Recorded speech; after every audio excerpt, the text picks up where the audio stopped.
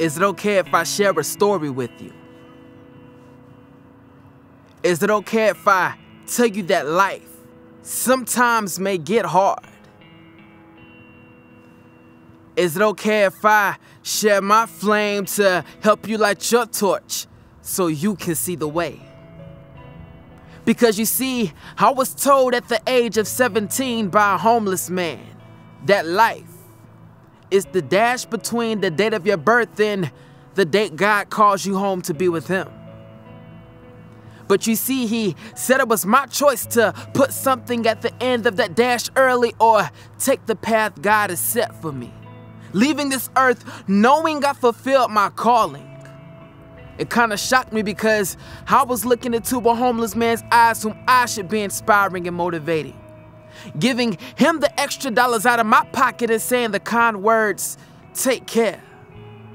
However, I was on my way to the local park with my friends to elevate with Mary Jane, numbing my pain with sips of Hennessy.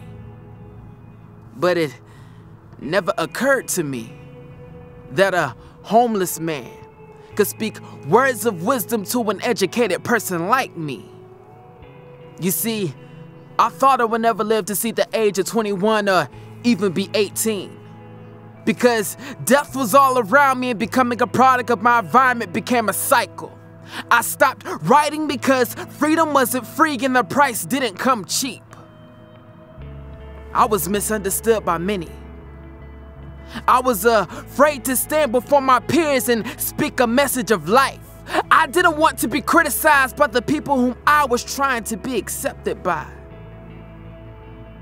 And to make it even worse, during my early school years, I was told I had a learning deficiency.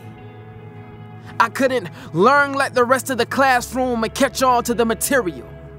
I sat in remedial classes for an hour a day, sitting in front of a teacher who used big words to call me a dummy. I needed inspiration. I needed a role model who wasn't a drug dealer or gangbanger, placing a gun in my hand, so-called helping me solve my problems. I didn't need another remedial teacher trying to convince my mother to keep me in the 3rd grade for a second try, and I didn't need friends around to help me find my identity. I needed me. I needed the flame inside to rekindle itself, but the question was, how can I find that match to set fire to the passion that burns inside of me today? So, on my own, I took the odds that were set against me and put them into my own art form of expression, discovering pieces of literature that a school textbook or an American dream did not have in plan for me to succeed, reading about Maya Angelou telling why I, the caged bird, sings, turning in my first book report on Langston Hughes telling I, too, sing America. I am the darker brother. I was not going to let what society calls a system dictate my future. Because you see, Dr. King told you and I to get up and be the leaders for the generation of tomorrow. It doesn't matter how long ago we spoke that message because it still breathes life into the very bones that operate inside of you today. So once when they say that you can't, say that you can and just stand. It may be a man-known fact that they speak, but the real truth, God knows. So let it be known. That day in the 3rd grade when I was sitting home with the letter stating I had a learning deficiency, I wrote, "Yes, I can" at the bottom of it and handed it back to my teacher.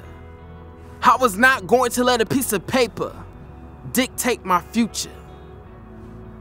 You see, I didn't write this piece to preach to you. And I didn't write this spoken word piece to push God on you. I just want to let you know that inspiration can come from anywhere if you just take the time to listen. Because you see, that day when I was headed down the road with my friends to self-destruction, this homeless man stopped me in the middle of my path as a caution to a road with a cliff at the end. giving me the option to take the exit to my right instead of flooring it. Being an evil Knievel, flying off that road with no preparation, being sucked down by the world's dark gravitation.